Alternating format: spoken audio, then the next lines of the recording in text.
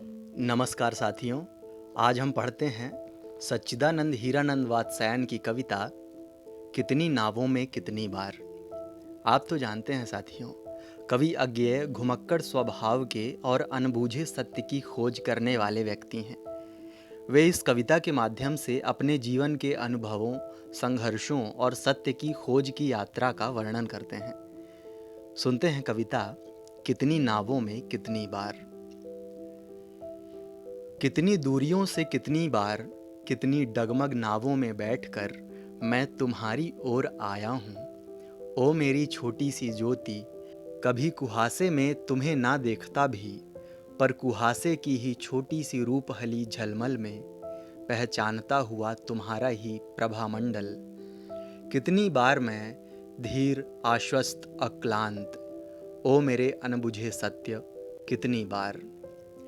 और कितनी बार कितने जगमग जहाज मुझे खींच कर ले गए हैं कितनी दूर। किन पराए देशों की बेदर्द हवाओं में, जहां नंगे अंधेरों को और भी उघाड़ता रहता है एक नंगा तीखा निर्मम प्रकाश, जिसमें कोई प्रभामंडल नहीं बनते, केवल चौंधियाते हैं तथ्य तथ्य तथ्य, सत्य नहीं, अंतहीन सच्चाइयाँ। कितनी बार मुझे खिन्न, विकल, संत्रस्त, कितनी बार।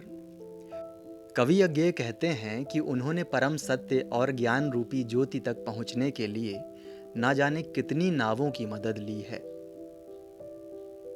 यानी विभिन्न साधनों की या विभिन्न माध्यमों की मदद ली है। और आगे कहते हैं कि ना जाने कितनी दूरियों को पार किया है।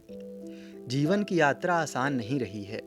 उन्होंने कई डगमगाती नावों में बैठकर विपरीत परिस्थितियों का सामना करते हुए यात्रा की है।